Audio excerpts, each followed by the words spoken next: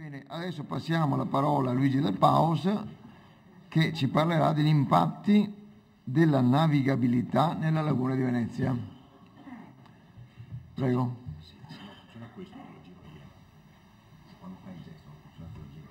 Proviamo, vedere se funziona. Grazie per avermi dato questa possibilità di parlare su un argomento che è forse un po' più basso di quelli introduttivi, ma che cerca di dare qualche elemento di riferimento anche con le tante polemiche che si sentono. Allora, se noi guardiamo a una dichiarazione di questi giorni, in Laguna di Venezia si è sempre navigato. No, è vero, in Laguna di Venezia si è sempre navigato e per favorire la navigazione l'uomo ha incominciato a intervenire nei primi anni del Settecento perché in quel momento attraverso la bocca di Lido attraverso la vecchia bocca di San Nicolò non si poteva più entrare e quindi necessariamente si doveva collegare Venezia all'unica bocca agibile che era quella di Malamocco. Fu allora scavato il canale di Santo Spirito, che fu oggetto anche di successivi interventi in epoca napoleonica e poi nei primi decenni del Novecento, dopo che era stata realizzata la bocca di Lido. Nel 1925 fu scavato un altro famoso canale interno alla laguna, il canale Vittorio Emanuele, per collegare il porto della Marittima alla prima zona industriale di Porto Marghera che stava sorgendo e sviluppandosi.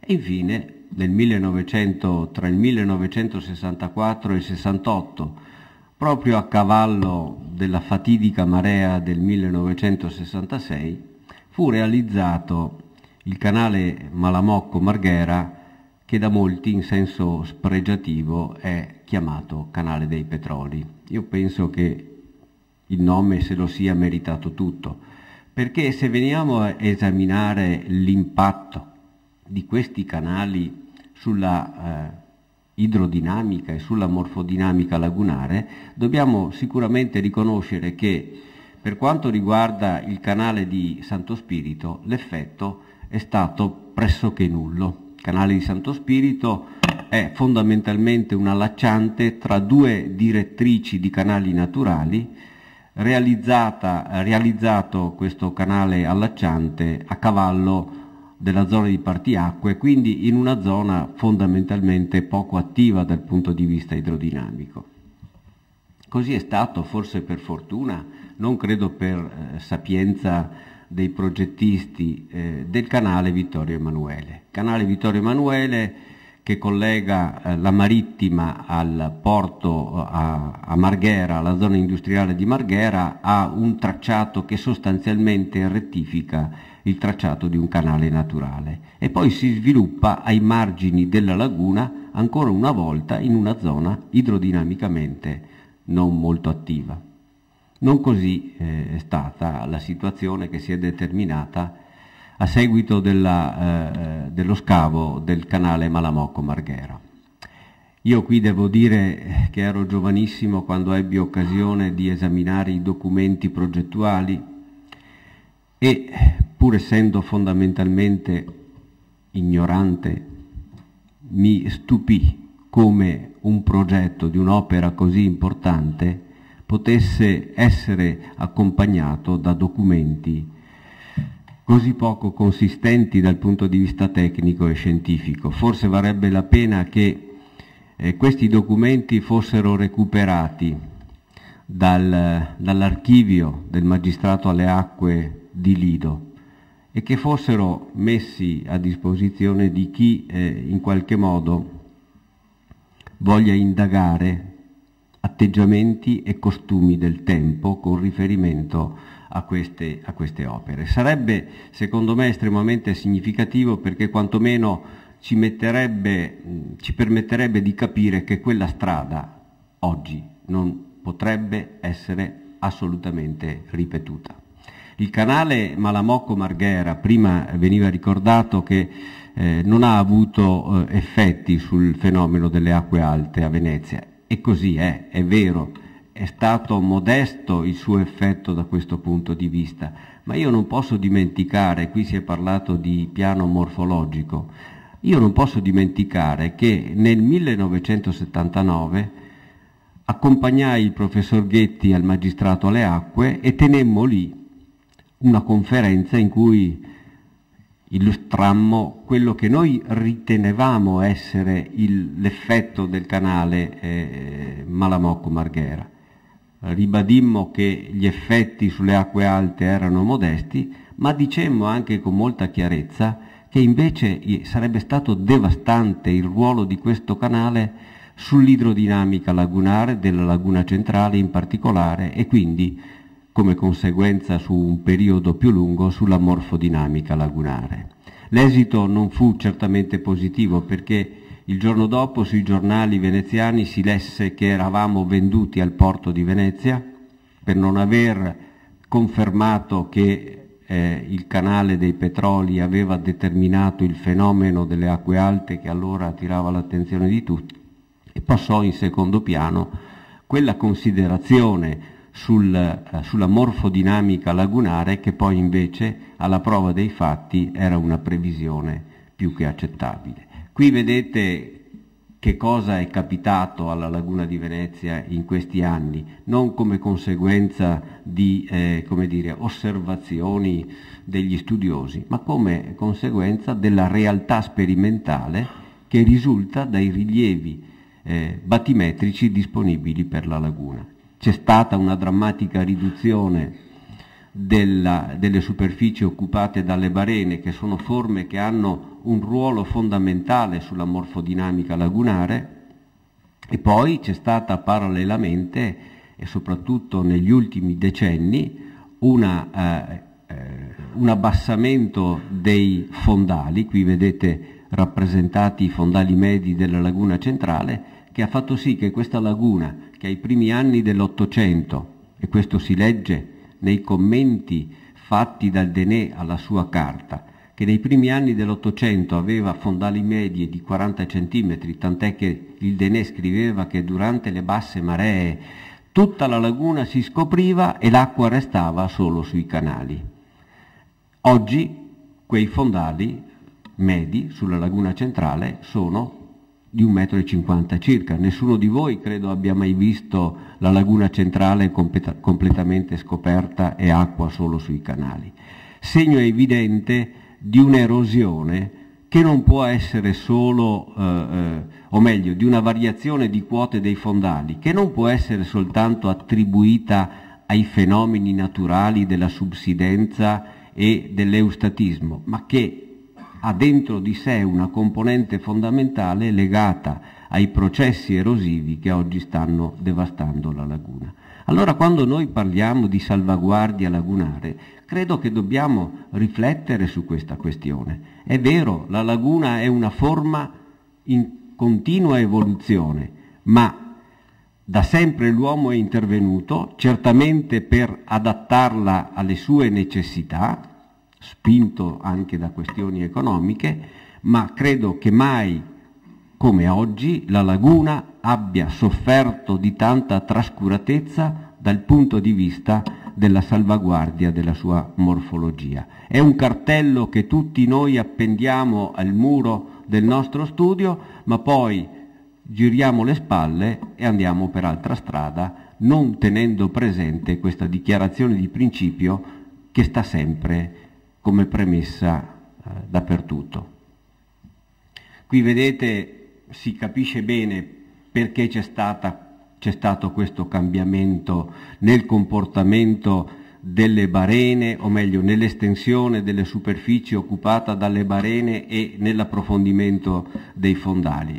Tutto avviene a seguito della costruzione dei moli alle bocche di porto che, come ricordava prima il professor Rinaldo, ha introdotto un comportamento assolutamente asimmetrico tra la fase di flusso e di riflusso. Tutto avviene come conseguenza, vediamo, anche dello scavo del canale Malamocco-Marghera. Questa è l'epoca in cui in buona sostanza si completa nel 1935 la costruzione dei moli alle Bocche di Chioggia, e tra il 64 e il 72 e il 68 vediamo la costruzione del canale Malamocco-Marghera in pieno fenomeno di erosione dei fondali. Vediamolo.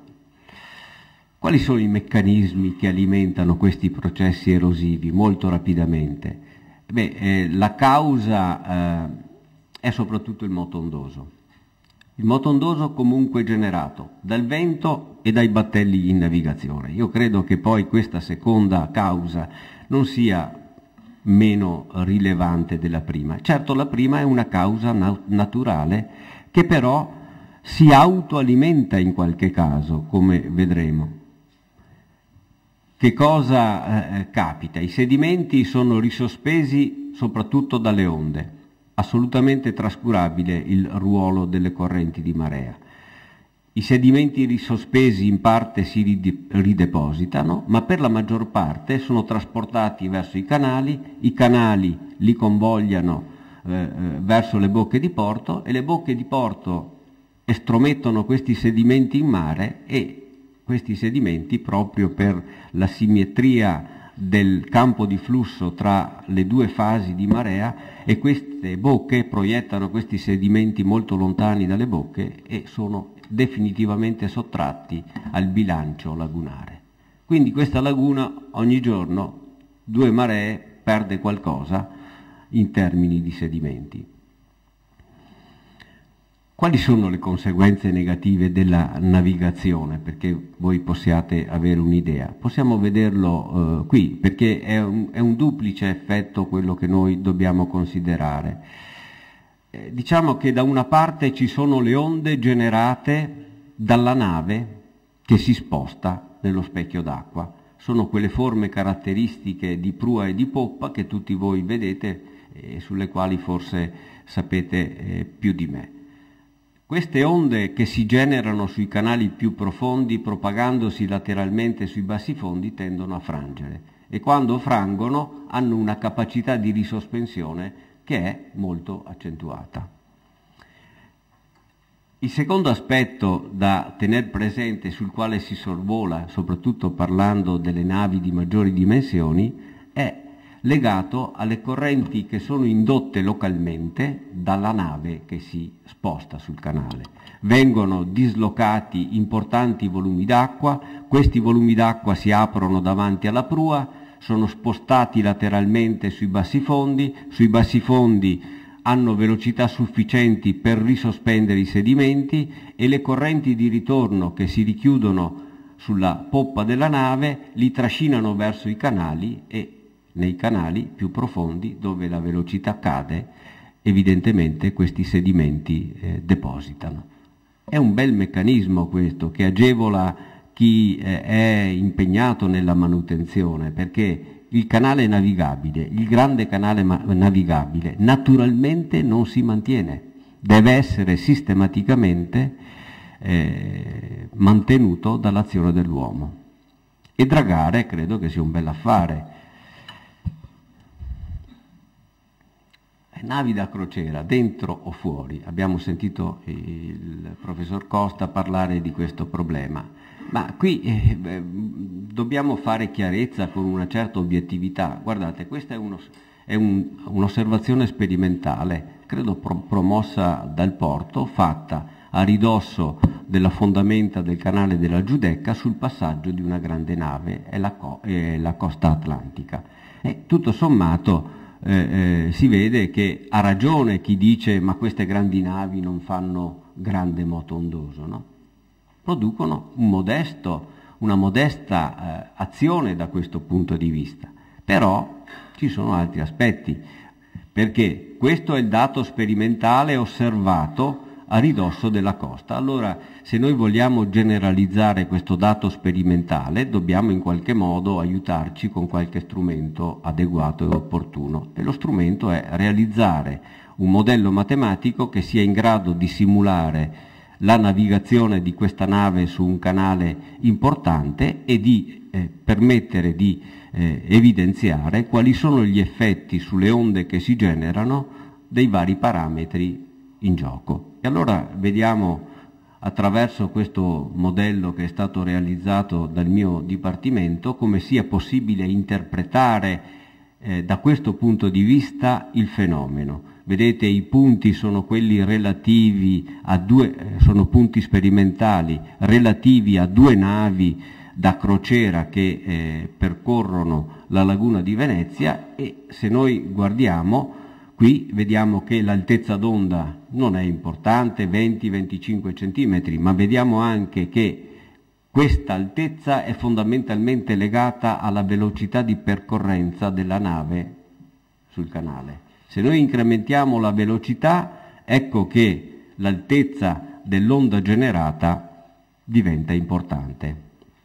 E allora questo è un parametro da considerare, che vale non soltanto per le grandi navi, ma vale anche per le piccole barche. Dentro alla laguna di Venezia si deve navigare a velocità modesta, a velocità adeguata. Lo schema di calcolo però ci permette anche di vedere che cosa succede su quel canale secondario, no? Perché anche qua l'attenzione è andata sul canale principale, ma attaccato al canale della Giudecca c'è tutta una serie di piccoli canali dei quali, essendo piccoli, nessuno si preoccupa. E allora vediamo che su questi piccoli canali, l'effetto incomincia a diventare più apprezzabile. Vediamo anche che è importante quanto vicino sta la nave alla fondamenta, perché se noi avviciniamo la nave alla fondamenta, questi effetti che abbiamo visto prima si amplificano e diventano, qui vedete sopra rappresentati i campi delle altezze d'onda generate, sotto vedete i campi di velocità, e vediamo anche che sul canale secondario i dislivelli che si generano possono essere dell'ordine, accettando le velocità con cui queste navi dovrebbero percorrere il canale della Giudecca, accettando che queste velocità siano sempre rispettate, possono manifestarsi anche abbassamenti sull'attacco del piccolo canale col canale della Giudecca di 20-25 cm, i quali sono un dislivello motore per il piccolo canale che è micidiale. Quindi chi sta dentro al piccolo canale e ha l'avventura di trovarsi nel momento in cui la grande nave gli passa più o meno vicino, insomma tanto non credo che tanto si diverta, perché subisce una variazione apprezzabile e i campi di velocità indotti possono essere anche fastidiosi per quanto riguarda la conservazione di quei fondali. Vediamo. Questi sono i risultati della simulazione che mettono in evidenza come poi il fenomeno sia sensibile alla profondità del canale. Questi canali hanno modeste profondità perché sono, diciamo, sull'ordine dei 2 metri, ma la marea potrebbe ridurre di 50-80 centimetri durante la bassa marea questi livelli, e quindi, essendo la profondità del canale un parametro importante, certamente va peggio in queste condizioni per il piccolo canale che si affaccia sul grande canale della Giudecca. L'altro aspetto sul quale vorrei richiamare l'attenzione è quello che forse è più attuale. Che cosa produce una grande nave che passa su un canale navigabile? E qui vedete uno schema. Che cosa intendiamo per grande nave? Intendiamo parlare di una nave la cui sezione di carena fondamentalmente è confrontabile con la sezione del canale. E allora in questa situazione quel fenomeno delle correnti indotte dalla navigazione diventa anche più importante. Che cosa produce questa nave? Vediamo schematicamente rappresentate le onde di prua e di poppa. Queste onde si generano su un canale profondo, quando passano e si propagano sul basso fondo sentono l'effetto del fondale ridotto e frangono, come dicevo prima. Ma nasce anche quell'altro fenomeno che noi adesso possiamo vedere. Nasce questa corrente secondaria, no? che passa sul basso fondo, solleva il sedimento e lo porta verso il canale. Questa è la situazione che produce una grande nave che naviga dentro a un canale lagunare. Paradossalmente noi dovremmo scavare dei canali molto più grandi, molto più larghi, molto più profondi, ma allora ecco che entriamo in una situazione in cui nascono altre conseguenze. È problematica quindi la questione del passaggio di queste navi. Che cosa possiamo dire in sintesi? Che i fondali adiacenti al grande canale sono destinati ad essere erosi, fatalmente destinati a essere erosi e demoliti. Poi il processo erosivo che si genera e che è in parte anche alimentato, ma in modo non così spinto, dalle onde generate dalla nave, è sostenuto da questa circolazione secondaria che la nave induce con la sua navigazione sul canale. E poi c'è questo aspetto che bisognerebbe essere capaci di contrastare, di risospensione dei sedimenti, perché questo è il fenomeno, è il meccanismo che demolisce i bassifondi. E poi, alla fine, bisogna dire che, come ho ricordato, si erodono i bassifondi, si interra il canale, draghiamo il canale, continuano ad erodersi i bassifondi, continuano a interrarsi al canale, e così è un bel lavoro. Vabbè, andiamo avanti. Allora, questa è un'analisi credibile della situazione che determina una grande nave quando naviga all'interno della laguna, oppure è una interpretazione non credibile della realtà sperimentale? Io credo che ciascuno può avere la sua opinione, ma se noi guardiamo questa diapositiva dobbiamo dire che probabilmente è vero quello che ho tentato di prospettarvi basandomi più che altro su un ragionamento teorico, perché questo è il confronto differenziale fra i fondali della laguna del 1972, appena terminato il canale dei Petroli, e la laguna del 2003, l'ultima osservazione batimetrica disponibile della laguna. E vedete bene che attorno al canale Malamocco-Marghera c'è quella bella macchia rossa che indica erosione che arriva fino a 2 metri, erosione dei bassifondi che si spinge fino a 2 metri. Ma tutta la laguna centrale è oggetto di questo effetto. Certamente nella laguna centrale il risultato è la conseguenza dell'effetto combinato della presenza del canale e ovviamente dell'azione del moto ondoso che, erodendo i fondali, produce profondità più importanti, consente al vento di generare onde più alte, consente alle onde di erodere anche di più i fondali. Un meccanismo quindi davvero perverso. Vediamo un particolare, ma in buona sostanza è incontrovertibile quello che ha prodotto il canale Malamocco-Marghera. Allora aveva ragione il professor Ghetti, non tanto io, nel 1979 quando dicemmo a dei funzionari distratti del magistrato e anche all'allora presidente che questa sarebbe stata la situazione che si sarebbe prodotta. Quali soluzioni allora per venire nel concreto, visto che sono ingegnere in qualche modo, dopo aver detto no, devo anche dire, e allora come si fa? Vabbè. Se noi vogliamo allontanare le navi da crociera e impedire che passino davanti a Piazza San Marco, io credo che si debba onestamente riconoscere che sul medio-lungo periodo queste navi devono essere estromesse dalla laguna. Non sono compatibili con la laguna. Non è possibile che la laguna si adegui allo sviluppo di queste navi. Semmai dovrebbero essere le navi che si adeguano alla condizione dei fondali lagunari. E perciò questo è l'obiettivo a cui secondo me bisogna tendere. Ho scritto nel medio periodo perché, essendo ingegnere, non sono insensibile alla osservazione del professor Costa, e non è che da domani mattina si può dire basta alle grandi navi di entrare in laguna, ci vorrà un transitorio. Secondo me, se vediamo, Andrea, un transitorio non inteso come di solito capita da noi, perché non c'è niente di più definitivo del transitorio. Questo deve essere un transitorio vero. Noi nel transitorio dobbiamo pensare a una soluzione che permetta a questa attività, che sento dire essere importante dal punto di vista economico, io non ho elementi per esprimermi, ma se questa è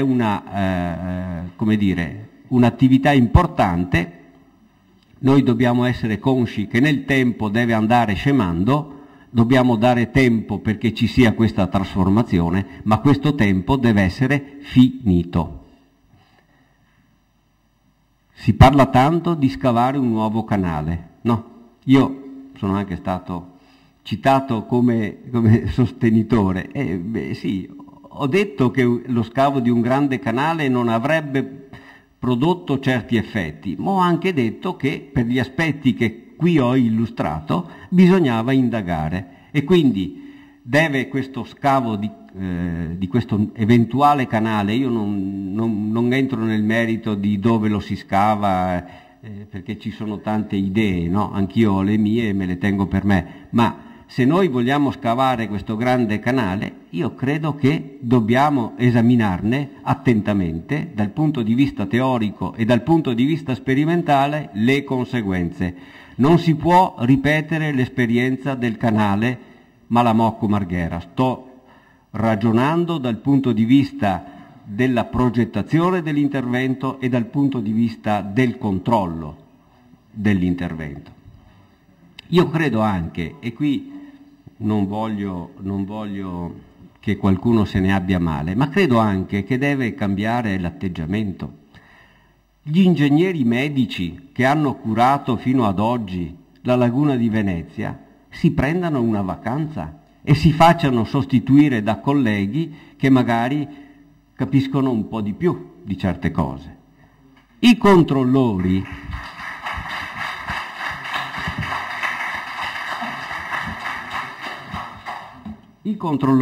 secondo me, hanno anche un ruolo più importante degli ingegneri operosi, perché i controllori devono essere più preparati degli ingegneri che propongono e che vogliono fare e che se non fanno stanno male. I controllori però devono essere tali, non possono essere come il giunco qui, quello che è rimasto dei giunchi, perché mi sa tanto che con la poca acqua dolce che si introduce in laguna di Venezia non ce ne siano tanti di giunchi, però questi si piegano sotto l'azione del vento, no?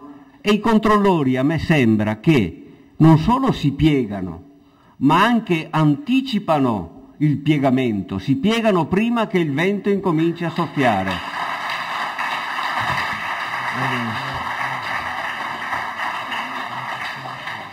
È stato citato il piano morfologico, eccolo qua, si vede, cartografato quel provvedimento di marginamento del canale Malamocco-Marghera. Finalmente venga fatto questo marginamento, perché un'indicazione in tal senso si è data più di 30 anni fa, e però sono passati 30 anni senza che paglia si sia mossa. Questo è il canale a cui accennava il professor Costa. Benissimo, ma professore, mi permetta di dire, non può essere una bella rappresentazione come è quella che ho tratto qui da un giornale veneziano, no? Deve essere un qualche cosa che è sostenuto dal punto di vista tecnico e scientifico dalle dovute conoscenze. E c'è un problema serio, perché io devo dire che avevo visto queste fascette verdi laterali e mi si era detto che erano velme. E io ho detto subito, no, velme non possono essere, perché per definizioni sono instabili, quindi non velme, ma barene, cioè forme morfologiche che emergono rispetto al livello medio del mare. E poi queste potrebbero anche, se ben pensate, proteggere da quel fenomeno erosivo i fondali adiacenti, ma dobbiamo anche domandarci: e che cosa succede del canale e delle sue banche laterali? E questo bisogna indagarlo, e bisogna indagarlo sperimentalmente. Quindi, se volete fate, ma premettete tutto quello che secondo me in scienza e coscienza dovrebbe essere premesso. Grazie. Bene, adesso momento. Allora, io ho lasciato parlare perché in realtà gli interventi sia del professor Costa sia del professor Del Pauso ovviamente avevano uno spessore tale da non poter essere contratti oltre un certo limite. Adesso le domande, facciamo 2 domande, puntiformi per piacere, risposta anche te per piacere. Allora, uno è lì, guardi, e uno è qui. Ecco. Questa e poi quel signore che ha alzato la mano in fondo. Domanda puntiforme. Io sono Paolo Lanapoppi, sono un professore di letteratura, quindi non sono un tecnico. Però vorrei mettere insieme quello che ha detto il professor La Pasqua con quello che ha detto il professor Rinaldo prima. Perché il professor Rinaldo ha detto non esiste una laguna preferenziale, non esiste una laguna ideale, la laguna è il risultato di un processo evolutivo nel corso dei secoli. Tuttavia, quello che dice adesso il professor Del Paus ci illustra, vorrei che me lo confermasse, che i cambiamenti che verrebbero attuati con l'entrata delle grandi navi, sia da passeggeri sia di trasporto merci, sarebbero tali da trasformare la laguna in modo molto più radicale di quanto sia stata trasformata nel corso dei secoli. Ora io, che sono non un tecnico lagunare, però un amante della laguna e che da sempre mi muovo in laguna, che vado in laguna, immagino che dopo questi cambiamenti, se saranno effettuati, la laguna non sarà assolutamente più la stessa di prima sul piano estetico come sul piano idraulico. Allora mi chiedo che senso ha. Cioè è proprio necessario che questi cambiamenti avvengano, che noi rinunciamo a quella che è sempre stata finora la nostra laguna, alla quale siamo anche emotivamente affezionati, per adeguarci ad un progresso tecnologico che è incerto e che potrebbe avvenire su altri porti, professor Costa, che sono molto più forse adatti del nostro, come quello di Trieste e quello di Monfalcone. Grazie. Ecco, vabbè, l'altra domanda in fondo, rapidamente. Ho seguito con molta attenzione l'intervento dell'ingegnere Del Paus, che è sempre molto chiaro. Mi chiedo, lei ha fatto questa simulazione, questo studio sulle grandi navi. È stata fatta una cosa di questo tipo in riferimento invece ai motoscafi? Le grandi navi hanno un volume come quantità enorme e i motoscafi, soprattutto i 400 tassisti che girano per Venezia in laguna e soprattutto nei canali interni e spesso corrono a grande velocità, volevo sapere se esistono degli studi analoghi per valutare questo impatto, che non è solo sulle barene o sulle velme, ma è soprattutto sui palazzi all'interno del centro storico. Grazie. Parto da questa seconda domanda. Io purtroppo ho partecipato sempre ad attività che hanno avuto scarso esito nel seguito. Ho partecipato quindi anche alla cosiddetta commissione sul moto ondoso, che ha esaminato sperimentalmente le onde generate dalle barche più comuni che navigano all'interno della laguna di Venezia, e ha anche emesso una sua proposta. Risultava che l'altezza del moto ondoso viaggiava grosso modo con una potenza 1,5 della velocità. Risulta che l'energia collegata all'altezza del moto ondoso viaggia con il quadrato dell'altezza del moto ondoso, e che quindi l'effetto dissipativo, in qualche modo qualcuno deve mangiarsi questa energia, è terrificante, perché viaggia con una potenza che è 3 volte per la velocità. Se noi riduciamo a metà la velocità, l'energia che deve essere dissipata si riduce di 8 volte. L'indicazione era quella di ridurre le velocità di navigazione, di sanzionare chi supera quei limiti e di in qualche modo preservare la laguna. Io devo dire che tutte le volte che vengo a Venezia mi sembra che viaggino troppo velocemente. A Venezia, secondo me, si va a piedi e in barca a remi, e poi se si va con la barca a motore molto piano. Quanto poi al professor Poppi, è una risposta, sarebbe molto articolata e molto lunga quella che gli dovrei dare, no?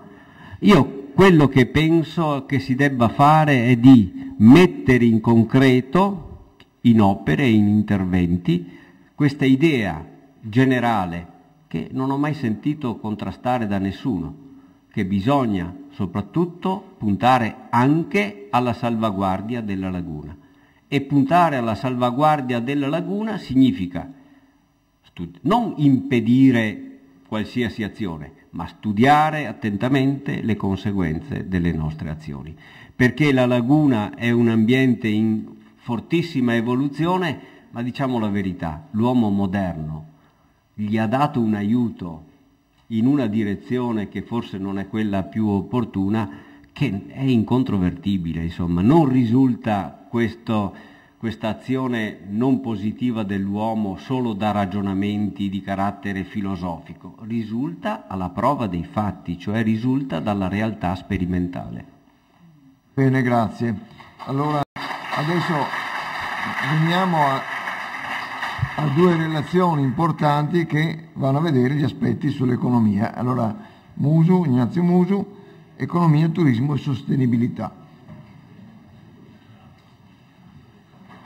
La preoccupazione che muove questo intervento, che spero sia brevissimo, riguarda il modello economico di Venezia più che direttamente il porto, ma cercherò di fare qualche considerazione anche connessa al porto. Io vorrei partire da una osservazione che ormai può apparire banale, ma che forse bisogna ogni tanto ricordare, e cioè partire da quello che è successo ormai negli ultimi 40 anni, dove secondo me ormai è evidente la crisi del modello industriale che ha caratterizzato il modello economico di questa città, del modello industriale di Marghera.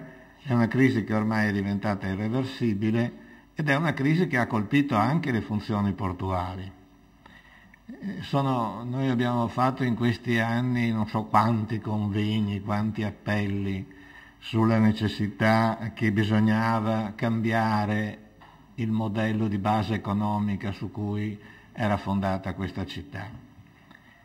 Risultato praticamente nullo, perché mentre si facevano i convegni e si lanciavano gli appelli, il meccanismo di mercato procedeva per suo conto e noi ci siamo ritrovati, come ci ha ricordato anche Gerardo Ortali all'inizio, con un altro modello economico che ormai tutti vedono tutti i giorni, che è il modello di tipo turistico e che sappiamo benissimo, non occorrono molte previsioni nei modelli raffinati per concludere che è un fenomeno che continuerà, perché basta che pensare, tutto il mondo vuole visitare Venezia almeno una volta, quindi quando lo faranno 1,5 miliardi di cinesi e 1,2 miliardi di indiani, sappiamo quello che succederà. E quello che a me purtroppo pare sempre più evidente è che basi economiche alternative non riescono ad emergere, perché ormai i vantaggi comparati dell'attività turistica e per la caratteristica del luogo, perché appunto tutti la vogliono vedere, e per certe carenze di tipo imprenditoriale, di difficoltà finanziarie, di natura politica, i vantaggi comparati sono troppo forti e quindi credo che non voglio invitare alla rassegnazione, ma un minimo di realismo ci impone di accettare che ormai il turismo non è tanto ormai un'attività economica da contrastare, ma però questo sì, da regolare e da qualificare. E queste due parole sono facili da pronunciare ma estremamente difficili da realizzare. Io vorrei richiamare 3 punti che dovrebbero indurci a stare attenti alla necessità di operare una regolazione e una qualificazione, se possibile. Il primo sono gli impatti ambientali. Io ricordo che qualche anno fa abbiamo fatto uno studio lì in quello che ormai non so neanche se esiste più, l'ufficio di piano, da cui risulta che il 50% della produzione di rifiuti solidi urbani nel centro storico è generato dal turismo. Pitatra poi ci dirà anche alcuni suoi studi sugli effetti anche dell'attività crocieristica, possiamo discuterne, ma insomma almeno c'è uno studio, ecco, il suo è uno studio. Però c'è un altro effetto sul quale dobbiamo stare attenti, è lo spiazzamento vero e proprio che sta avvenendo nelle caratteristiche del capitale umano a Venezia, perché il capitale umano di cui il turismo ha bisogno, le conoscenze e le qualità tecnologiche, sono molto scadenti. E quindi questa è una sfida molto grossa. Bisognerebbe riqualificare il turismo in modo da armonizzarlo di più con obiettivi di sviluppo qualitativo. Bisognerebbe armonizzarlo di più con l'attività di produzione culturale, con la ricerca, però questo richiede risorse non indifferenti e noi sappiamo che per troppo tempo per cercare queste risorse ci siamo affidati alle risorse pubbliche, adesso risorse pubbliche non ce ne sono più, quindi la strada di sempre più difficile praticabilità, le risorse private stentano a emergere, se ci sono è chiaro che trovano più facile e più redditizio puntare su un turismo senza qualificazione. E il terzo problema è quello della distribuzione dei costi e dei ricavi del turismo, perché i ricavi sono tutti privati, mentre i costi sono in larga parte anche costi sociali, costi esterni, insomma, come si dice, no? Ma soprattutto la cosa peggiore è che i ricavi, proprio perché sono privati, sono valutabili dal mercato. E i costi esterni invece non sono difficilmente valutabili perché ogni valutazione poggia su ipotesi, queste ipotesi sono per loro natura discutibili, ma soprattutto i benefici vengono percepiti immediatamente e i costi, che sono poi costi che richiedono anche tempo per manifestarsi, sono di più difficile percezione. Quindi il turista paga per accedere, visitare Venezia, ma ben poco di questo flusso di ricavi va poi a coprire i costi sociali.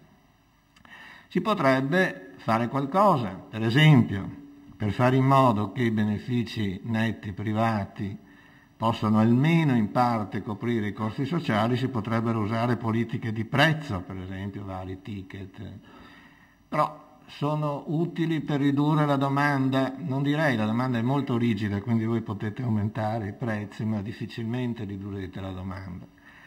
Quindi, se le previsioni di aumento dei flussi turistici sono quelle che sono, bisogna cominciare a pensare seriamente a studiare strumenti per un controllo degli accessi. Ogni volta che si solleva questo problema si dice a Venezia è impossibile perché è difficile, perché non si può, perché... Ma da quello che si capisce, e questo è per esempio un tema su cui l'Istituto Veneto potrebbe forse fare qualcosa, anche perché tu ne sai qualcosa anche come strumenti tecnologici, gli strumenti tecnologici sono, bisogna saperli usare, quindi bisogna avere la volontà politica di usarli. Il fatto è che purtroppo il modello fondato sul turismo tende a spiazzare ogni altra ipotesi di diversificazione produttiva per quanto questa sia auspicabile. Se i vantaggi comparati del turismo sono molto elevati, i vantaggi comparati delle attività alternative sono di sempre più difficile individuazione. Questo vale per una delle solite grandi richieste che si fanno all'attività di formazione, ricerca, l'attività di produzione culturale. Forse qui le cose possono essere meglio armonizzate per quanto riguarda la produzione culturale, per uno sviluppo di attività manifatturiere in gronda che sia diverso dal modello di Marghera. queste cose sono tutte spiazzate nel modello del turismo, ma io credo che valga anche per la funzione portuale. Questo è un po' il problema. Io voglio rifare le cose che ha detto Paolo da un altro punto di vista, perché anche l'attività portuale è stata condizionata dall'espansione dell'attività turistica. L'aumento del traffico passeggeri, l'unica attività portuale che, da quello che si capisce, funziona bene, è l'aumento del traffico passeggeri, quindi con i problemi legati al passaggio in laguna davanti a San Marco, la Giudecca delle grandi navi da crociera. Io ho fatto parte recentemente di una ricerca su cui sono stati scritti numeri di vario tipo sui giornali, commissionata dall'autorità portuale, e in questa ricerca si stima che la spesa totale derivante dall'attività crocieristica è stata valutata intorno a 280 milioni di euro e questo provoca, con un modello che so che Beppi Tata la criticherà fra 5 minuti, provoca un impatto sul valore aggiunto chiamiamolo locale, intendendo per locale un'area che va comune provincia, insomma, di circa 220 milioni di euro, con un impatto occupazionale diretto e indiretto di più o meno 4.000 o qualcosa di più unità. Questo è stato naturalmente utilizzato da tutti i difensori delle crociere, perché ecco, vedete 200 milioni di danni. Ecco, la quota maggiore di questa spesa, il 67%, è spesa derivante è spesa turistica dei crocieristi. Di questa poco meno di un terzo è spesa per il pernottamento in alberghi, il 36% dei crocieristi pernotta almeno una notte in alberghi, il 22% pernota per 2 notti, e il resto, cioè 2/3, sono spese per ristorazione, shopping, escursioni, quindi spese turistiche. Quella che è invece legata all'attività portuale vera e propria è il resto, il 33%, e sono le spese che i crocieristi fanno per i servizi aeroportuali, i trasferimenti porto-aeroporto, le spese di parcheggio, mettiamoci dentro anche la spesa degli equipaggi, e poi la spesa sostenuta dalle compagnie di navigazione per beni e servizi locali. Io devo dire, quando abbiamo fatto questi conti, come ho già avuto modo di dire a Paolo, sono stato stupito del basso peso che ha la spesa sostenuta dalle compagnie di navigazione per beni e servizi locali. Poi non c'è da stupirsi, perché queste sono compagnie multinazionali che comprano dappertutto e non necessariamente qui. So che l'autorità portuale sta facendo molto per cercare di correggere questa indirizzazione. Io faccio i miei migliori auguri, ma siccome sono notoriamente pessimista, immagino che le grandi compagnie di navigazione promettono, ma poi speriamo che realizzino. Allora, questi due tipi di spesa, la spesa turistica dei crocieristi e la spesa che più direttamente incide sull'attività portuale, hanno quello che io chiamerei un diverso grado di fungibilità dal punto di vista economico, perché la spesa turistica dei crocieristi, in linea di principio, uno può dire vabbè, verranno degli altri, no? Visto che ne devono venire so quanti milioni ancora.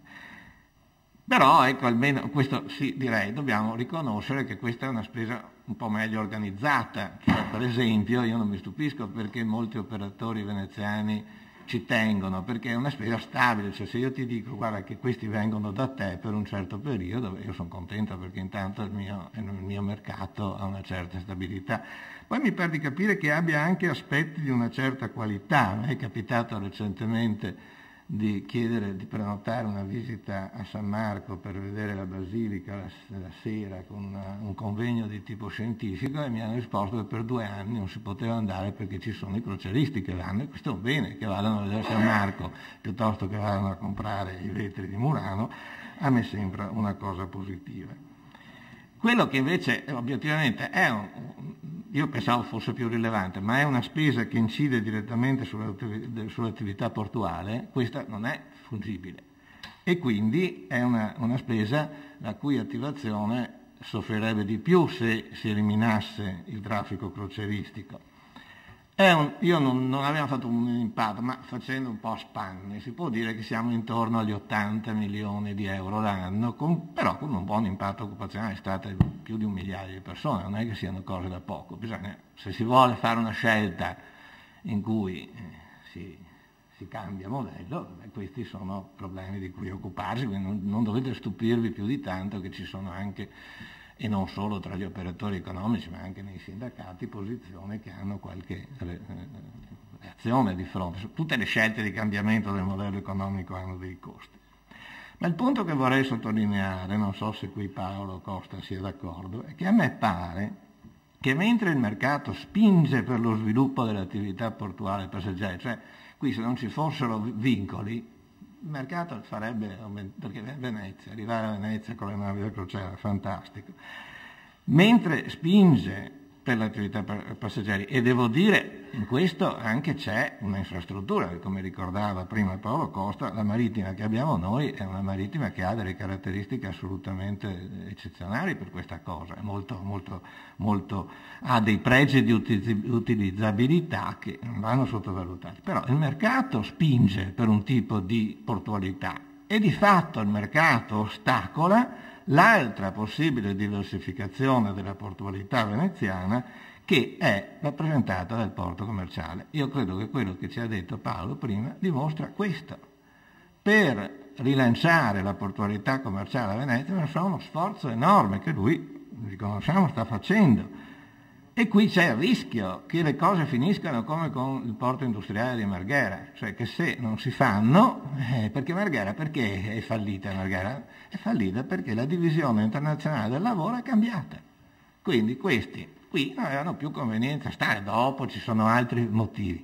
La stessa cosa può succedere alla portualità commerciale, perché se tu ci dici le cose che ci hai detto, può darsi che intanto in giro per il mondo questi facciano cose, qui tu vuoi fare la infrastruttura fuori, cosa ottima, l'infrastruttura fuori, tra l'altro da quel che ho capito avrebbe anche certi pregi, perché insomma servirebbe non solo Venezia ma anche Chioggia, ma anche Porto Levante, poi se ho capito bene, insomma estrommetterebbe il traffico petrolifero, poi permetterebbe di scavare meno canali dentro, quindi sono vantaggi, ma ti costa moltissimo ed è una prospettiva a medio termine e quindi c'è un problema di risorse.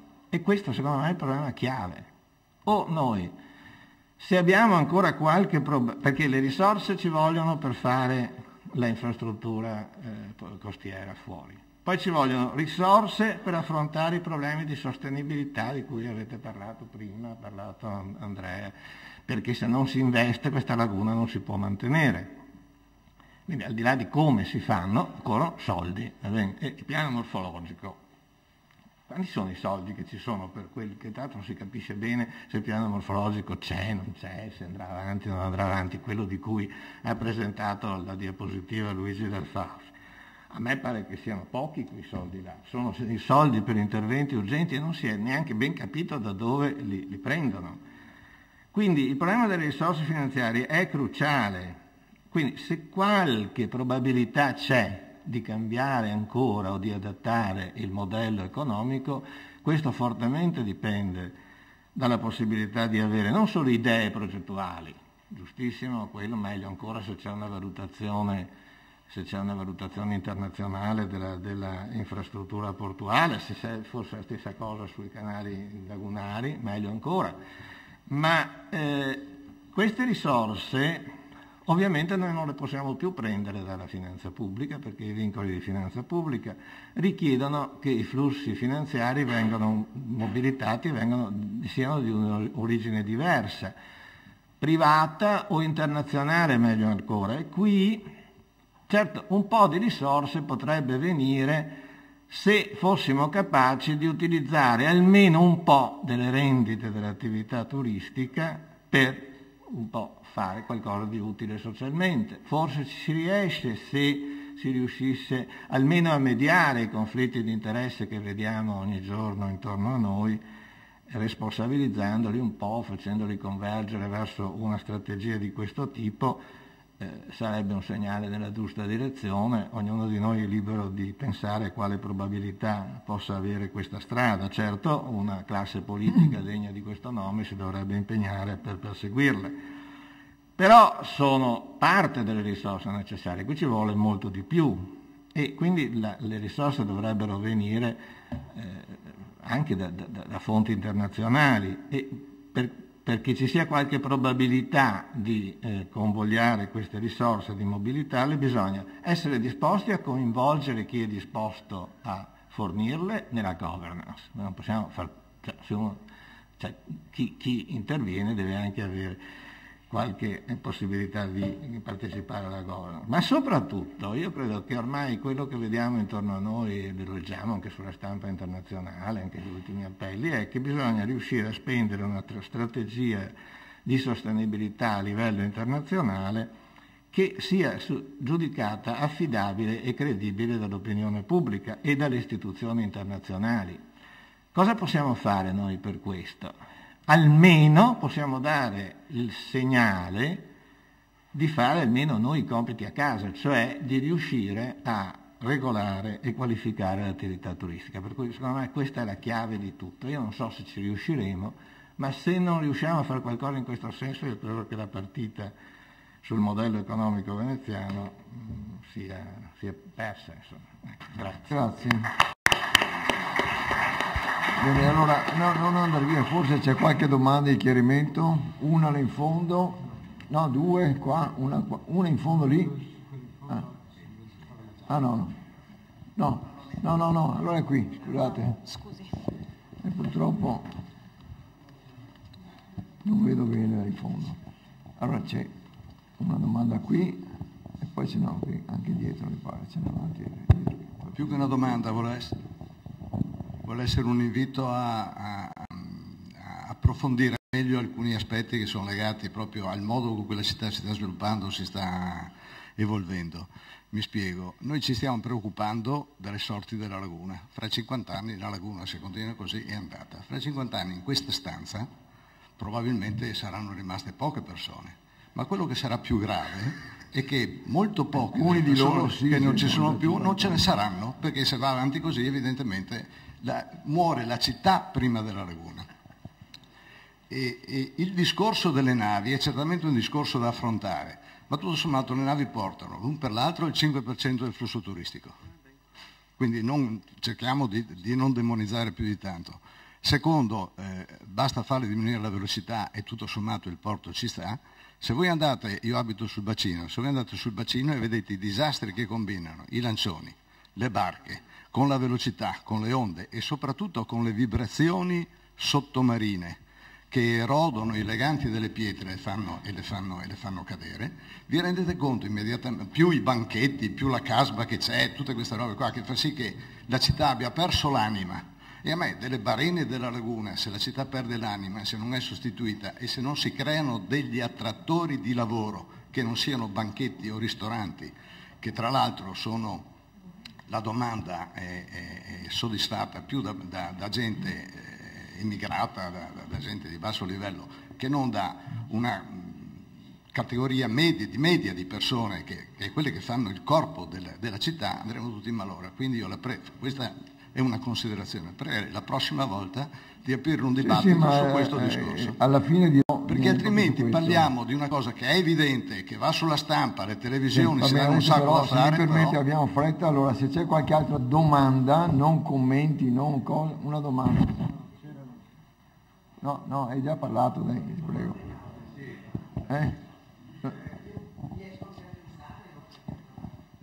Prego. Vabbè, però, ripeto... No, è una domanda semplicissima. Chi pagherebbe i costi, giustamente Ignazio Muso ha messo in rilievo un punto fondamentale, chi pagherebbe i costi delle costruzioni di questi canali endolagunari, se sono stati valutati i costi di una estromissione anche del traffico crocieristico, costruendo una struttura adeguata dove opportunamente potrebbe essere studiata, e perché non coinvolgere gli operatori internazionali nel costruire il loro posto di approdo. così parteciperebbero ai loro costi. Vabbè, vuoi rispondere rapidamente, ti prego? Insomma, Allora, scusate, una era una considerazione generale, rispondo io dopo.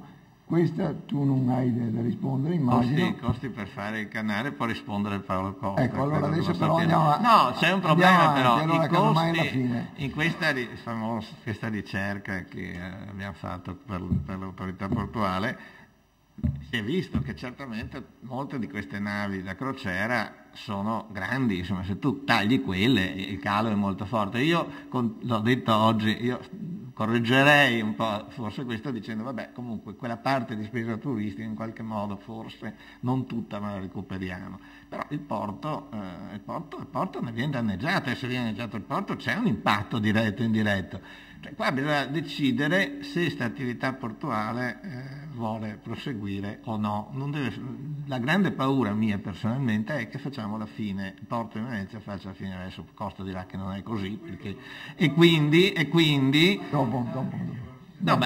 il modello su cui io punterei è proprio quello di diversificare, ma se noi ci intestardiamo a dire no, lui l'ha detto prima, ha detto nella fase transitoria gestiamo le crociere, poi però il modello di fondo è quello commerciale, ma dobbiamo stare molto attenti a evitare che invece le cose non vadano così, perché se noi non affrontiamo il problema della diversificazione portuale con qualche probabilità di successo, e lì io non so quante risorse occorrono per fare l'infrastruttura offshore, non lo so che sono tante, 2 miliardi di euro non sono proprio banalissime. Allora, quella fuori. Poi sono 2, no? Perché c'è la diga e poi c'è la struttura. Allora, bene, grazie. Adesso tocca all'ingegner Tattara che parlerà di progetti e prospettive. Speriamo che siano rosee queste prospettive. No. Io ringrazio tutti per l'attenzione e mi scuso di essere brusco, ma altrimenti non riusciamo ad arrivare in fondo. Sì. Prego. Vabbè, io appunto intanto ringrazio per l'invito e per poter appunto dibattere di questi problemi. Infatti ho scritto un lavoretto sui costi e benefici delle crociere che è pubblico, che è pubblicato sul web, quindi ognuno lo può vedere e scaricare. Allora, avendo appunto studiato questo, mi soffermo brevemente, perché appunto Ignazio poi ha già accennato a questo, sulla ricchezza prodotta, sulla ricchezza per il Comune di Venezia. La ricchezza, come noi sappiamo, è un prodotto, noi chiamiamo prodotto interno, cioè una differenza tra ricavi e costi. Ovviamente avere tanti ricavi senza badare ai costi è una cosa facile, sono capaci tutti. Il problema è la ricchezza, è la differenza, cioè bisogna avere tanti ricavi ma anche con dei costi adeguati. Ora, per conto mio, le cifre che su questo girano sono sopravvalutate, sono eccessive. Io mi sono rifatto un po' alla spesa dei croceristi, per esempio, se noi guardiamo appunto all'Associazione Veneziana Albergatori, non solo, ma anche un'indagine che ha fatto alcuni anni fa, poi una nuova indagine che è in corso e che conferma le stime precedenti, le stime fatte da MSC per altri porti italiani, le indagini della Commissione Europea e Cruise Council, che hanno dei parametri di adattamento a Venezia, perché Venezia costa di più. Ecco, queste stime sono inferiori alla stima dei ricavi che io stesso ho calcolato nel mio studio e sono parecchio inferiori alla stima dei ricavi che invece circola abitualmente per il Comune, sono 191 milioni invece di 284. Oltretutto qui è cruciale distinguere tra i croceristi che pernottano in città e quelli che non pernottano. Ora, Paolo Costa, Presidente dell'Autorità Portuale, riferendosi ai turisti croceristi, ha parlato di 600-700 mila, più recentemente di 300 mila.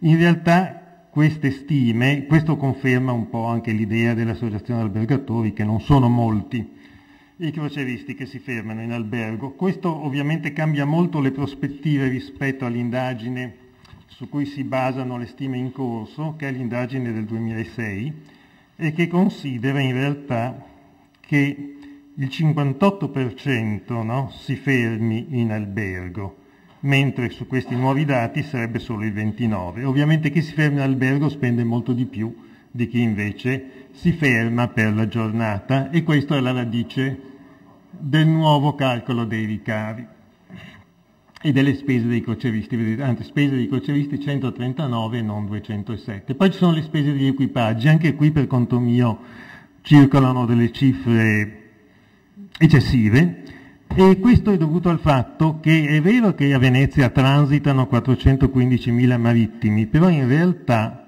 le navi vengono a Venezia in media 6 volte, cioè la stessa nave, e gli equipaggi in realtà sono sempre gli stessi, quindi c'è un problema di stock di teste e non di flussi. Le teste degli equipaggi sono 60-70.000, il flusso è 415.000.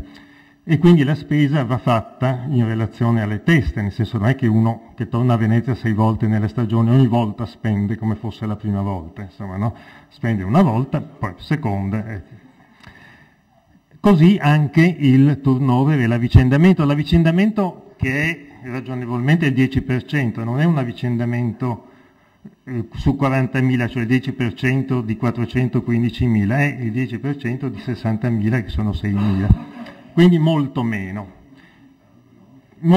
quindi io direi che ho ridimensionato, diciamo così, le mie cifre, almeno le mie stime sono quelle che vedete indicate nelle stelline gialle e non le altre. L'altro punto che per conto mio è criticabile è il metodo con cui si caricano, si tolgono dai ricavi i costi. Ora, la ricerca appunto di cui ci ha parlato Ignazio è estremamente sofisticata da questo punto di vista, nel senso che è una ricerca che considera appunto un modello intersettoriale, i calcoli fatti da me sono molto più grossolani, io ritengo però più grossolani ma più robusti.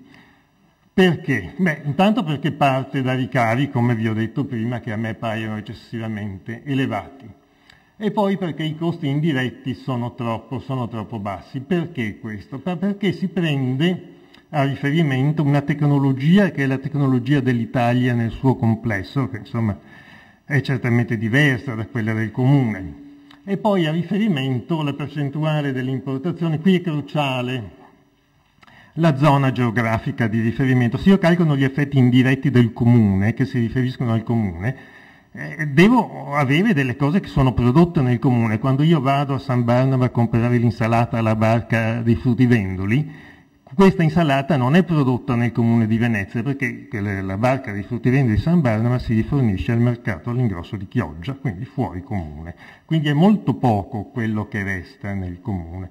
Qui ho cercato di dare una visione un po' intuitiva sulle importazioni, sul prodotto, e vedete che a restringersi della zona certamente questo rapporto cresce e quindi i moltiplicatori, cioè gli effetti indotti si riducono.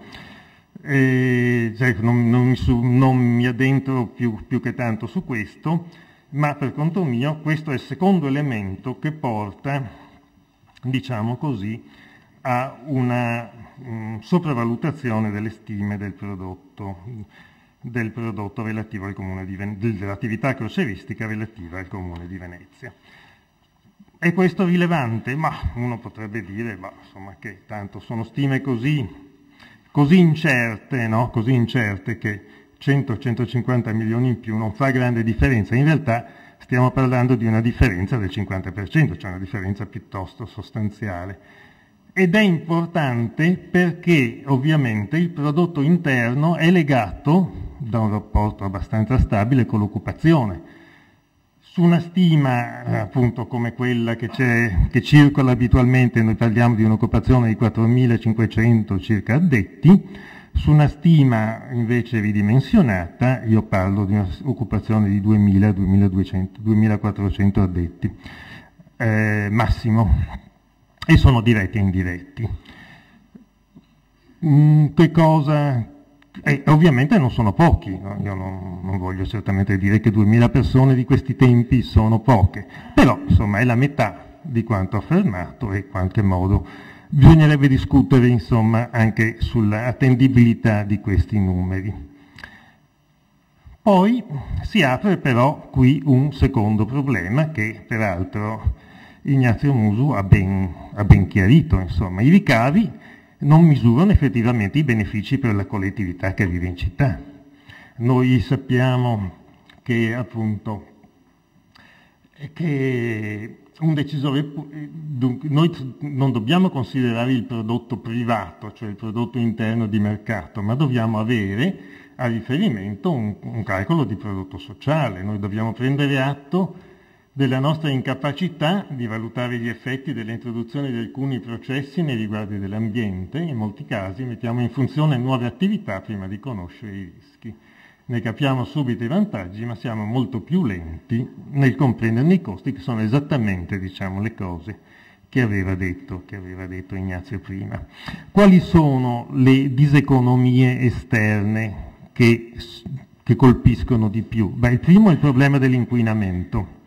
L'inquinamento dell'aria, dell'acqua, dell'alterazione della morfologia lagunare, un pericolo anche di incidente che seppur basso esiste, siccome i danni sono infinitamente o molto grandi, anche una probabilità bassa per un danno molto grande è da tenere conto.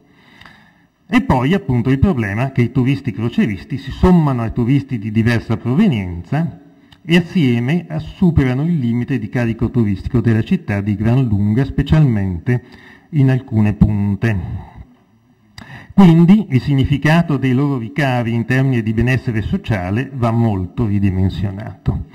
Ora, che il traffico marino inquini è una cosa abbastanza risaputa. Si sa che a livello mondiale l'inquinamento dell'aria è dovuto al traffico marittimo, non più al traffico, in questi anni sempre di più, non più al traffico automobilistico.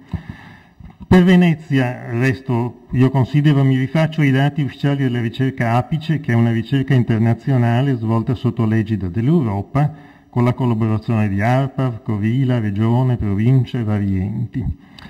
Ora, secondo le crociere, secondo i calcoli di Apice, provocano il 12% delle polveri sottili calcolate all'emissione nel comune di Venezia, poco inferiori al volume delle polveri generato dal traffico automobilistico dello stesso territorio.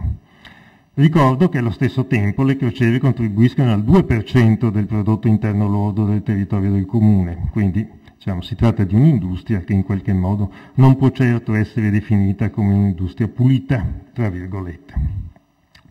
Ora non c'è bisogno che io enumeri la pericolosità delle polveri sottili per l'uomo, che sono una causa accertata di cancro ai polmoni e di attacchi cardiaci. I controlli sono molto labili. Quest'anno abbiamo avuto un controllo ogni 200 transiti. I risultati dei controlli non sono pubblici i documenti di carico e di scarico dei combustibili, che sarebbe invece cosa che andrebbe in qualche modo resa pubblica. Poi c'è l'inquinamento da ossidi di azoto, che è calcolato sui dati INEMAR riferiti alle crociere al comune il 10%, all'8% quello dello zolfo, eccetera, eccetera, eccetera.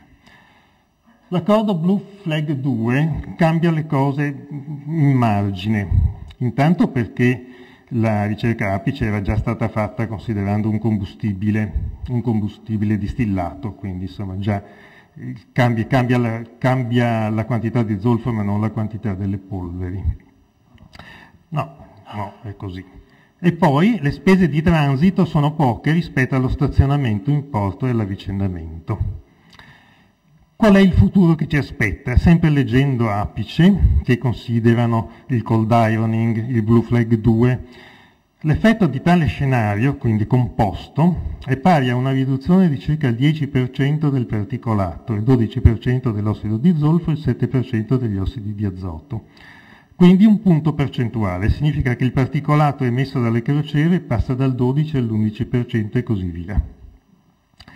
Si continua a leggere nel rapporto Apice che complessivamente nessuno degli interventi di mitigazione ipotizzati consente di contenere l'effetto dovuto allo sviluppo dell'incremento portuale previsto al 2020. Quindi sostanzialmente questo inquinamento che abbiamo, lo teniamo, ed è un inquinamento stabile di lungo periodo, indipendentemente da queste azioni di mitigazione. Poi potremo pensare a cose diverse ovviamente. L'inquinamento visivo, l'erosione dei fondali, è documentata, forse possiamo... No, ecco questo. Vabbè, qui c'è l'inquinamento dell'aria, l'erosione dei fondali, vedete la scia marrone di questa nave, un elemento di rischio dovuto a una nave che è entrata ai giardini, credo, e poi qui uno scarico di acque nere o grigie, diciamo non in laguna per fortuna, ma che è avvenuto l'anno scorso da una nave della Carnival di fronte alla baia di Amalfi e in barba a tutti i limiti di distanza dalla costa. Questo è invece una fotografia scattata in settembre, quindi con accordo Blue Flag 2, di una nave della IDA, no? Della IDA, che appunto emette una quantità di fumo non irrilevante, no? Di fronte all'arsenale. Cos'è questo inquinamento? Insomma, l'inquinamento noi sappiamo, il 21 avevamo 10 navi, anzi 13 navi, secondo il Washington Public Research Group una nave da 3.000 passeggeri inquina come 12.000 automobili in un giorno, quindi avevamo 10 navi, insomma a Santa Marta sarebbe come avessimo avuto, secondo questa ricerca, 120.000 automobili con il motore acceso da mezzanotte fino alle 24. Noi avevamo fatto un calcolo analogo, ci eravamo fermati a 90.000, quindi un calcolo super prudente. Del turismo, ha già parlato Ignazio e io sono sostanzialmente d'accordo. Ecco, io mi ricordo solo che per Venezia è stata definita una capacità di carico come il numero massimo di persone che possono visitare la città senza compromettere le sue caratteristiche ambientali, fisiche, economiche e socioculturali e senza ridurre alla fine il livello di soddisfazione generale dei turisti stessi, e questa capacità di carico è stata quantificata sempre da Costa e da altri studiosi in 21.000 persone al giorno, e noi abbiamo, questa è una media ovviamente, ci sono delle punte, e noi quando abbiamo 10 navi come il 21 settembre scarichiamo in qualche modo, tra virgolette, in città più di 30.000 passeggeri, e quindi da soli questi passeggeri superano la capacità di carico che era stata considerata adeguata, massima per la città.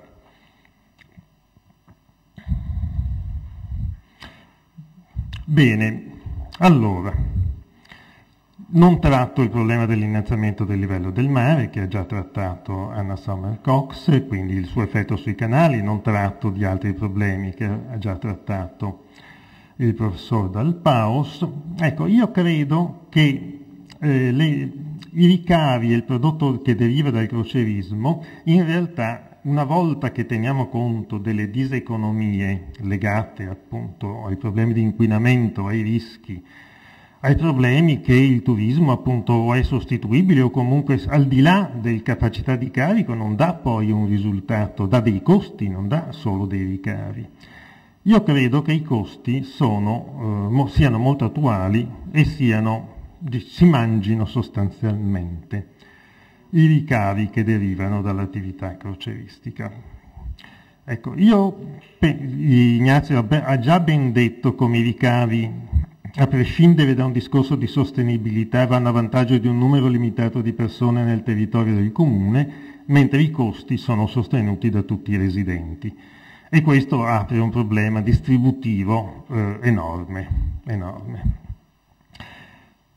Dove dobbiamo puntare? A me sembra che noi dovremmo puntare, e anche qui si entra un po' col discorso della qualità, ad una segmentazione della domanda crocieristica, con un'offerta che sia adeguata alla domanda e che differenzi il porto a seconda del tipo di navi, compatibili o meno con la localizzazione in città.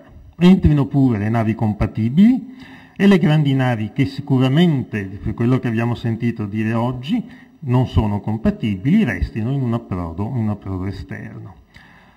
Compatibili non significa solo di piccola stazza, significa navi che sono di piccola stazza, che bruciano combustibile a basso tenore di zolfo, meglio ancora se bruciano gas, che sono dotate di catalizzatori o scrubbers per l'abbattimento delle polveri sottili. Non è questo futurismo, considerate il paradosso rappresentato dalla Aida Cruises con le sue navi che fanno scalo a Venezia. Se possiamo vedere, credo che ci fosse una foto. No, ecco, questa qui. Che fanno scalo a Venezia. Un movimento di opinione in Germania, a cui oltretutto legato al movimento No Grandi Navi a Venezia, ha imposto a questa compagnia di dotare le proprie navi di filtri antiparticolato. La compagnia ha promesso che lo farà anche per le navi esistenti, per cui fanno retrofitting. E i porti tedeschi attaccano navi di Aida, non attraccano più navi di Aida senza retrofitting, ma attraccano a Venezia. Ecco, io mi inserisco questa nota, ma in realtà sono le organizzazioni ambientaliste, non è la benevolenza delle compagnie di crociere, che sono state l'elemento di progresso fondamentale in questi anni per un'attività portuale che rispetti l'ambiente. Blue Water, Fields of the Earth, NABU e tutte le organizzazioni che hanno protetto l'Alaska, le coste della California, l'Artico e tante altre, le barriere coralline e tante altre zone. Quindi questi elementi, queste manifestazioni, queste lotte sono state un autentico elemento di progresso per la navigazione e non un elemento di disturbo. Come ho detto, i ricavi delle crociere sono gravati di costi estremamente rilevanti che incidono sulla vita di tutti i giorni dei residenti. Costi di inquinamento, di erosione dei fondali, di obiettivo pericolo, di cattive prospettive di vita per i residenti in una città ormai vivibile sempre più difficilmente. Noi lo sentiamo quando la differenza che c'è tra un giorno normale e un sabato e una domenica, quando ci sono le compagnie di crociera e quando troviamo le comitive che derivano appunto, sono alimentate dal crocierismo. Non che questi siano particolarmente diversi dagli altri o che poveracci che devono essere considerati con cattivo animo, ma è proprio il numero, cioè 30.000 persone sono 30.000 persone. Ora, io non voglio dire, certamente siamo tutti contenti che il porto passeggeri sia un porto molto importante, siamo contenti che si sia sviluppato. Esiste un problema strategico sul suo divenire che l'attenzione attirata in questi ultimi anni dal mondo intero sui passaggi delle grandi navi oggi ci pone davanti agli occhi. Come diceva il professor Dal Paus, anch'io avevo scritto, il gigantismo navale deve sottostare agli equilibri ambientali e sociali dei luoghi dove attraccano le navi e non viceversa. Ecco, io non voglio riportare, ma potrei accennare a quello che ha detto il sindaco, che per carità mi sembrerà condivisibile, che dice se qualcuno ha fatto investimenti senza una prospettiva di lungo periodo, in qualche modo deve tenerne conto e deve prima possibile aggiustare e pianificare correttamente i propri investimenti. Non abbiamo saputo guardare abbastanza lontano. Queste le parole del sindaco e io mi sembra di poterle sottoscrivere. I piani del porto devono essere compatibili con la conservazione della laguna e della città storica. Procedere nell'attuale direzione e investire ancora in laguna con lo scavo di nuovi canali è una soluzione di breve periodo, incapace di fronteggiare il gigantismo delle navi e che non risolve alcun problema ambientale ma li aggrava. Ecco, è questo in realtà che porta al ricatto occupazionale, non il pensare già da oggi a una soluzione lungimirante di più lungo periodo. Non dobbiamo preoccuparci di salvare qualche rendita, ma quello che si chiede oggi a degli imprenditori pubblici è una visione prospettica che tenga conto in modo adeguato della città e della laguna. Grazie. Bene. Allora, se può aspettare un momento, se c'è qualche domanda di chiarimento, invece per quanto riguarda le repliche le facciamo a parte. Allora, domanda da parte del pubblico, se ci sono. Ce n'è una, ecco qua, adesso arriva il microfono. Domanda, volevo chiedere al professore se nella sua valutazione che ha fatto ha preso in considerazione anche il mercato, cioè la richiesta del mercato italiano nei confronti delle crociere. Cioè, mi spiego, perché tutti i porti italiani chiedono fortemente l'arrivo delle navi da crociera e perché invece Venezia dovrebbe, visto che poi i problemi dell'inquinamento sono problemi per tutti, non è che Genova non ha il problema dell'inquinamento, chiedo se nel suo studio ha valutato anche questa situazione di mercato e non soltanto valutazioni teoriche e numeri, che peraltro devo dire su alcuni punti devo necessariamente smentire. Io sono Santi, sono comunque un veneziano ma anche operatore del porto, quindi lo dico se non si era capito dal tono della domanda, ma il punto è, per esempio, quando lei, professore, parla di 30.000 persone che anche nei giornate di picco arrivano a Venezia, non è un dato corretto, perché il professor Costa è già stato citato anche oggi, no? Cioè si parla di un impatto di 600-300.000 passeggeri che possono poi si riversano sulla città, su 22 milioni o 30 milioni di turisti, quindi stiamo parlando di un numero comunque la limitato. Domanda la domanda sono queste due, se ha valutato uno studio di mercato anche su e un commento su quel numero. Poi se gli mette il microfono qui davanti. Un attimo, ecco. Grazie. Domanda. Io sono sempre emozionata dalle cifre. Allora, il professor Muso ci ha detto che la prospettiva della crescita del turismo è emozionante. C'è tutta l'India, tutta la Cina, tutti i paesi che stanno entrando in altri stili di vita, che vogliono venire a Venezia. Quello che mi stupisce sempre è di capire che quelli che vogliono venire a Venezia ci vogliono venire perché vogliono andare su navi sempre più grandi e il gigantismo navale mi immagino che sia legato al fatto che costano meno di una nave un po' più piccola e che quindi la selezione sia fatta sul costo della crociera. A me sembra che trattare con le compagnie che fanno questo mestiere, ma sulla base di una posizione privilegiata di Venezia, che può imporre, proprio perché la domanda è così sterminata, che le navi che vengano siano diverse, e diverse anche per dimensione. Io non credo,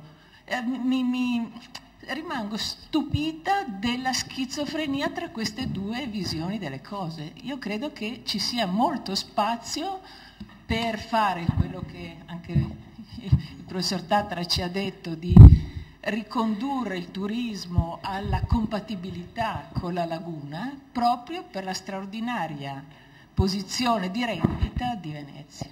Grazie. Allora il professor Tatra risponde, basta, già due, dopo cosa mai?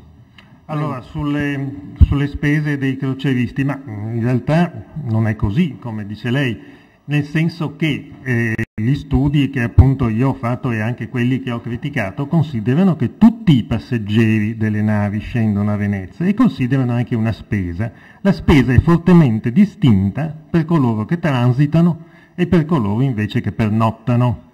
Coloro che transitano spendono molto meno di coloro che pernottano. Ora, i 300.000 che erano 600.000 6 mesi fa e che quindi non si sa bene in realtà quanti siano, sono una stima di coloro che pernottano. Coloro che come no, sì, è così. E coloro che pernottano hanno attribuito una spesa di 207 euro pro capite, che per una famiglia fa 820 euro. Insomma, si sa che pernottare a Venezia è un costo molto alto. Qualcuno pernotta più notti.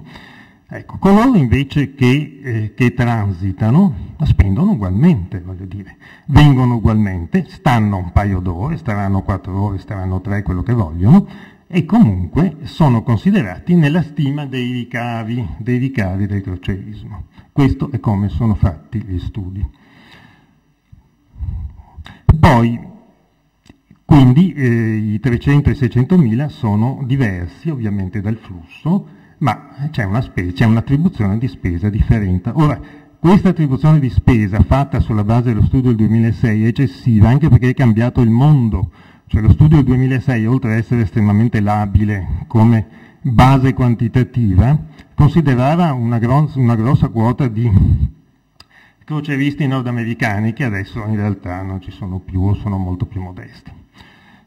Quello di comporre, appunto, anche per conto mio è la soluzione, di comporre una offerta portuale differenziata, che, ecco, quello dei porti, perché gli altri porti vogliono le crociere e noi no? Ma io non ho mai detto che le crociere non devono venire a Venezia.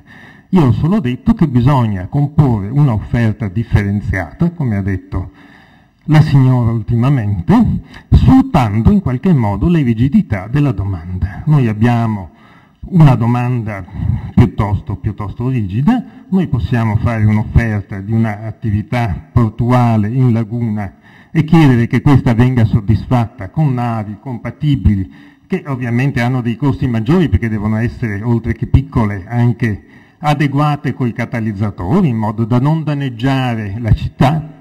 E poi coloro invece che vogliono, diciamo, spendere meno e venire con navi più grandi, si accontentano di un porto un po' più lontano, un po' più scomodo, e si sobbarcano a quell'ora di viaggio per raggiungere la città, che è una cosa che tutti noi facciamo abitualmente quando andiamo a Londra o in qualsiasi città di Europa, e ci mettiamo un'oretta dall'aeroporto a arrivare in centro. Quindi non c'è nessuna demonizzazione del crocierismo in quanto tale. C'è poi invece il fatto del flusso turistico, ma su questo ha già detto Ignazio, io sono perfettamente d'accordo con lui. Bene, grazie. Adesso, grazie. Allora, prima di concludere, io lascerei ai relatori, fra di loro, diritti di replica, però repliche brevi che non aprano ulteriori discussioni. Quindi se qualcuno ha da dire qualcosa su ciò che ha detto qualcun altro, lo dica ora o si taccia. Beh, insomma, se deve replicare... Sì. Alcune sono state domande, altre sono... No, replicare a ciò che è stato detto ai relatori. Perché... Sì. Le domande che Ignazio Muso mi ha rivolto e che Tartara mi ha rivolto, quindi non facevo nessuna domanda. Era esattamente con tutti di questo. No, ma mi stavo esattamente seguendo questo. Spero che con Tartara ci sia la possibilità di avere qualche confronto un po' meglio. L'avevo chiesto all'università, al dipartimento che ha prodotto il suo studio, di poter discutere all'università, mi è stato negato, quindi capite che insomma io sono contento che qui ci sia questa possibilità, però nessun problema. Questo è una bella... Per iscritto al suo direttore ho scritto se per favore potevamo trovarci e discutere, mi ha detto che non importa, non apriamo va benissimo, polemiche, ok, basta. No, ma nessuno, allora no, mi interessa le domande sono molte e devo dire riconfermo l'utilità di un incontro come questo, perché fa uscire molte cose e almeno toglie tutti gli equivoci, poi resteranno le opinioni diverse che restano opinioni diverse. C'è un punto fondamentale, quello sollevato da Muso sul il porto, è l'attività portuale, possiamo considerarla nella sua complessità a Venezia e soprattutto a Marghera una base economica su cui alternativa al turismo, una componente della base economica veneziana alternativa al turismo? Sì, in maniera assoluta, cioè su questo non c'è, e non ha nulla a che vedere con le crociere. Le crociere sono, mi tocca, ci sono qua, devo farci, posso farci niente, ma non è questo il problema che abbiamo noi. Il business è totalmente un altro, la base economica diversa, e lo dimostra il fatto che il porto, siccome è rimasto in stand-by per 40 anni, perché dal 66-70 al 2003 non si capiva se si andava avanti o si andava avanti e così via, nonostante questo, cioè nonostante la situazione assolutamente precaria, ha continuato ad essere il terzo, quarto porto d'Italia. Allora, il problema è, come ho detto prima, tutte le stime non fatte da noi ma esterne sono che abbiamo una domanda potenziale di merci, sto parlando, non c'entra niente, che è 4-5 volte quello che noi facciamo in questo momento. Va bene? In termini di container 3 volte, 1,8 milioni contro 400.000. In questo momento, sono cose, vi davo un'informazione, l'altro ieri l'Interporto di Bologna ha comunicato di essere diventato il 38esimo inland port di Rotterdam. L'Interporto di Padova organizza treni su Rotterdam su Anversa, perché in questo momento, siccome non arrivano navi abbastanza, non siamo in grado di soddisfare la loro domanda, mandano in giro. Quindi è evidente che è un problema, se noi alziamo il tappo, cioè se noi creiamo delle condizioni, la condizione che ho sfruttato, quella dei 12 metri possibili, no, che abbiamo portato fino a 12 metri, quello che è scritto sul piano regolatore, quello che sia consentito, fa sì, lunedì vi prego di informarvi, lunedì mattina per la prima volta ci saranno 3 navi post-Panamax a TRA, sono 3 navi che non sono mai entrate a Venezia, 3 contemporaneamente. Tra l'altro avevamo problemi di entrata e uscita, che se ci fosse una nave passeggeri manderebbe in crisi tutto, tanto per capirsi che non si può mettere in mezzo dall'altra parte di là. Bene, ed è un effetto del fatto che siccome appena adeguiamo l'offerta, questo è un porto che ha dietro di sé una domanda in 150 km. Hamburgo ha un potenziale di 4 milioni e mezzo, noi abbiamo un potenziale di 9 milioni. Cioè non c'è nessuna storia. È un problema che però, per problemi che abbiamo avuto noi, abbiamo messo in parentesi per un lungo periodo. Quindi non ho nessuna difficoltà a immaginare. Onestamente, vi dico sinceramente, lo dico pubblicamente, più pubblicamente così, perché non posso dirlo, mi tocco occuparmi di crociere, ma non è che sia il business per cui vogliamo fare. Se potessimo dedicarci solo a quello, ovviamente mi interessa in questo momento, perché i servizi complessivi del porto che io faccio, qui siccome è un mercato in cui sono monopolista e un mercato invece in cui sono in concorrenza, e come la Fiat adesso non porcherità, insomma diciamo la Volkswagen, va bene, che avrà un modello di punta che riesce a vendere benissimo, uno che non vende, ma i suoi costi generali li organizza in questo modo qua e sfrutta quello di punta per contenere questo.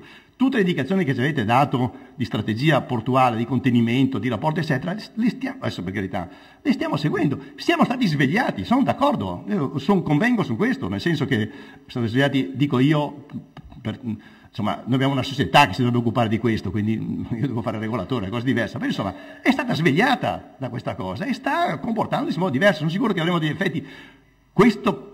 Tutto quello che è successo in questi mesi avrà degli effetti positivi, cambierà molte cose, farà cambiare molte cose, in positivo le farà cambiare, però questo non toglie che alcune cose che si dicono non possono essere, se non sono vere, insomma non si può, quindi il punto fondamentale è questo.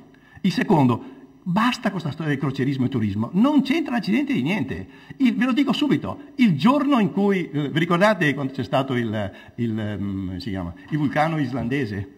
No, sono stati 3 giorni, si è chiuso l'aeroporto. In quei 3 giorni non sono partite le navi, non c'è nessuno. Perché il 1.800.000 passeggeri, 1.800.000 almeno di 300.000, spiego perché 300 non 600 più adesso, i 1.500.000 è gente che parte da Milwaukee, monta in aereo, arriva a Tessera, monta in autobus, va in nave, va via e torna via, va via. Non c'entra niente, ha solo un effetto, è un carico, invece di caricare mucche o cavalli o cose, è la stessa cosa. Quindi per me è un cargo come gli altri. Quindi basta, cioè, il World Monument Fund ha preso sul naso, o dire che il turismo si combatte occupandosi di sta robetta qua ed essere stupidi, insomma, cioè è sbagliato, è sbagliato. Come dico prima, la nostra disgrazia è che siamo degli ammalati in cui li diagnosticano le malattie fatte male.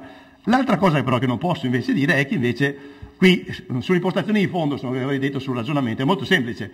È chiaro che se io sovrastimo localmente gli effetti locali dei benefici e sottostimo gli effetti locali dei costi, ottengo un risultato. Però vale anche il contrario, cioè se sottostimo quelli locali come hai fatto tu dei benefici e sovrastimi i costi. Sui costi è molto semplice.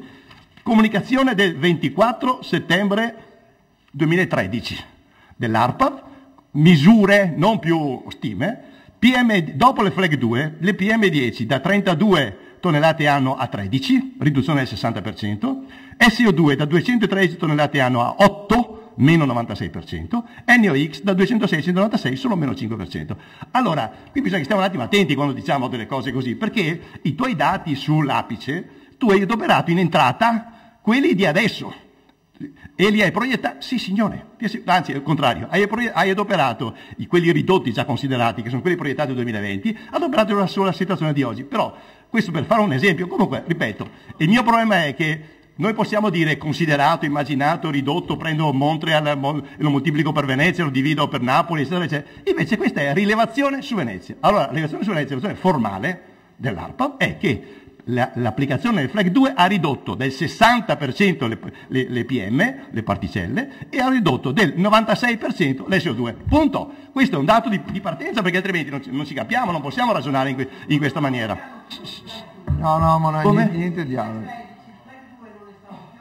Ma non è vero niente, adesso anche questo non è vero niente, era il flag 1, il flag 1 era che... Ma guardate, però c'è un punto fondamentale, sarà che i porti sono le cose inquinanti del mondo, questo è il porto meno inquinato del mondo, non c'è nessun porto che applichi uno 0,1 sul carburante, come facciamo noi, perché l'Unione Europea farà il 2% nel 2015 e nel 2020.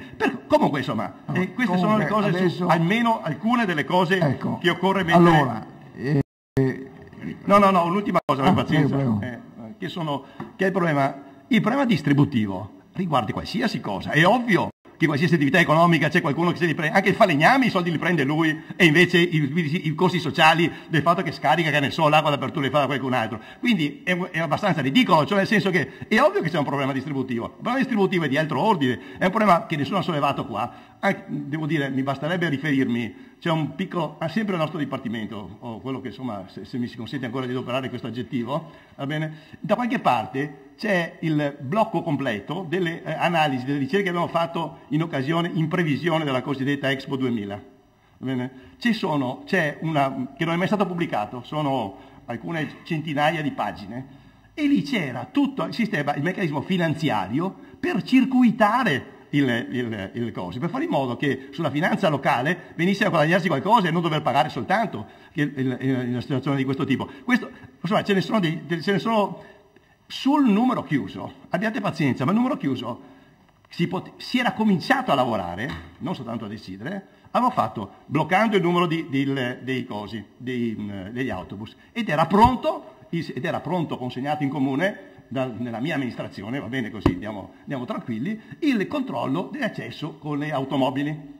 E quindi si metteva il bollino esattamente sulle stesse, si discriminava in modo tale, si pagava, e quindi in modo tale che l'avvocato che deve venire qua poteva venirci, ma quell'altro non veniva, e c'era un sistema che a quel tempo era complicato, ma che oggi, con i sistemi informatici che abbiamo, diventa una stupidaggine organizzare. Quindi ci vuole niente a organizzare in questa maniera. Terza cosa, molto ondoso, vi ricordate quel sistema che hai fatto studiare i tedeschi sulla distribuzione unica? Cioè, come fa Amazon oggi? Cioè, oggi vi stupite, oggi abbiamo noi che se arriva un pacchetto al tronchetto, una barca lo mette e lo porta a Canareggio, poi dopo 10 secondi parte un'altra barca e va a Canareggio, poi e si può mettere insieme?